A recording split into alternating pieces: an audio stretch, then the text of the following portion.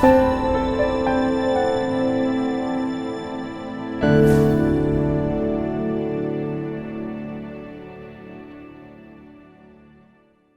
name's Michael Gader. My career was 40 years in the Army in the Coastline Guards. My hobbies were marathons and cross-country running, so I kept myself physically active throughout those years.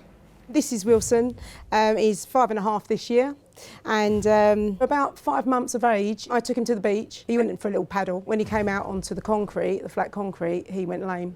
I was still serving at the time, and I started to experience pain in my right hip, and it would give way. So I went to see my doctor, and he referred me to a specialist. There was a lot of wear and tear on the hip and also on the left hip, and he recommended metal on metal resurfacing, and I had that operation and everything was fine. So I took him to the vet, and he was on painkillers for a month, but he wasn't walking very well, and you could see with the angulation of the leg that he must have been in so much pain. Came down and saw Noel for a consult. He said, have a good long think about it, because obviously it's major surgery and you've been through, he's been through a lot. And he'd had sort of 7 ops prior to that. It took me 3 months after that consult to actually pluck the courage up to actually make the decision to bring him down for the op, and that's what we did. I started to experience a lot of pain there and swelling. I initially had treatment with injections of cortisone, which didn't work, so I ended up on painkillers. It was getting that bad. Opted for an exploratory operation. It was after that operation when I woke up I found a drainage bag at the side of my hip, and when the surgeon came to speak to me, he told me that I'd had a reaction to the metal on metal, and he then said that I was to have a temporary hip made out of antibiotics, which when fitted it's just put in loosely and it floats around, but it leaches out antibiotics to try and combat the infection. The more ops he's had, it's got worse and worse, and the infection problems isn't just a matter of a case of a couple of tablets and off you go home. The bugs in his legs seem to take hold, and he needs intensive antibiotics and stuff like that, and it's stuff that treatment that he can't have at home, so he's ended up having to stay for quite a few weeks so that they can get it under control. Before he had the operations, I never thought that infections was ever going to be a major issue. It wasn't a concern of mine.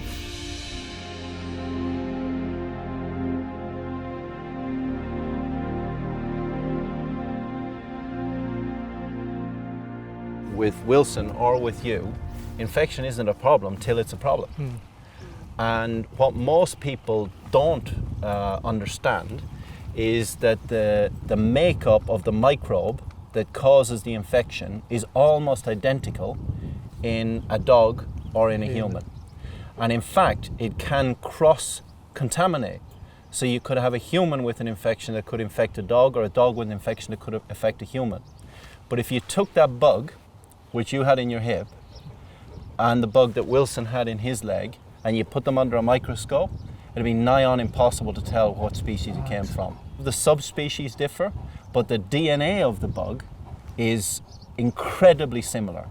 And therefore, as the bug mutates to get antibiotic resistance, it changes its DNA. And as it does so, it gives rise to resistance not just in animals, but in both. Right. And that's the key to moving forward, because what happens when you go to the doctor is he will give you antibiotics. And of course that's useless for you because the infection's already seeded on your metal. Right. And that's, as I understand it, why you had to have yours out. Was that right? Yeah, 5 times. 5 times? Yeah. Wow. 5 hips. You've had 5 revisions? Yep. Each time for infection? Yep. When he operated and put the 5th hip in, I was assigned a specialist infection team because my surgeon at the local hospital, he said there was too much damage done from the infection. It had eaten into my bone and I needed specialist help. In 5 years, I've had 6 hip replacements, 5 on the right-hand side and 1 on the left side, and also an exploratory operation on the right-hand side as well. These are the 3 problems with infection. 1, they're highly virulent and they constantly mutate and antibiotics become not effective. 2, they can seed on the metal.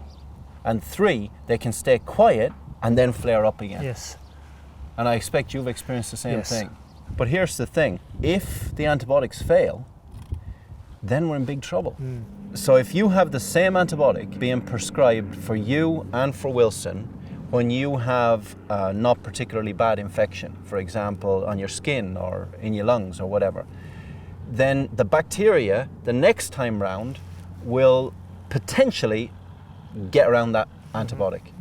And that's called antibiotic resistance. Then when you have a life-threatening infection, or a function-threatening or a limb-threatening infection like you had and like he had, and in his case you can't chop off both front legs, in your case, what are you going to do? Lose an entire leg?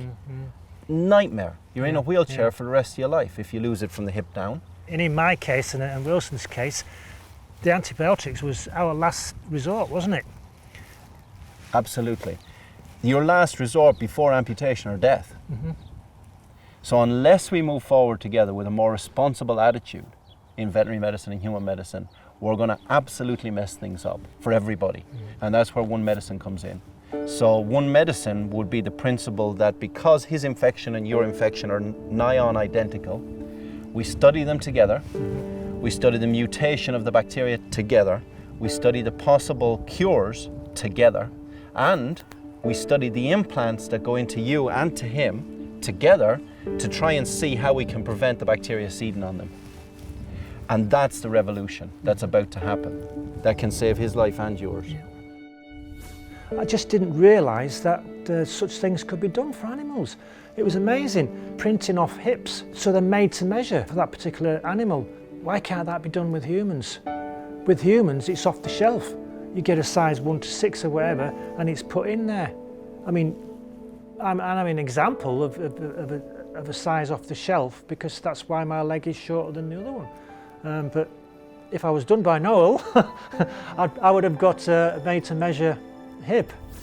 Now that you know that the bugs are the same, the antibiotics are the same, and the implants are the same in animals and humans, what are your thoughts about it now? I think it's a brilliant idea that the technology and expertise is shared.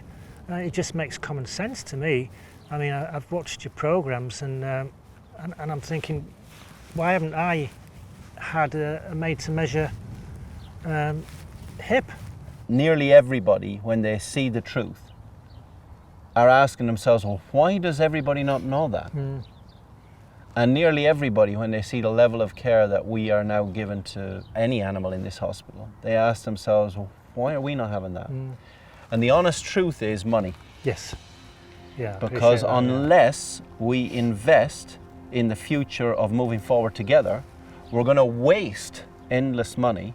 So part of my mission is to explain to the drug companies and the implant companies that together we can achieve more and together we can save money so that that money can go where it's really needed, which is the patient. To me, it's a no-brainer. Well, if somebody doesn't say enough is enough, then we'll keep making the mistakes of the past.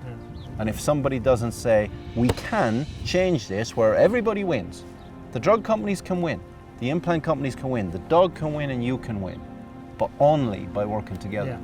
And if I can do that, I think we'll make real progress.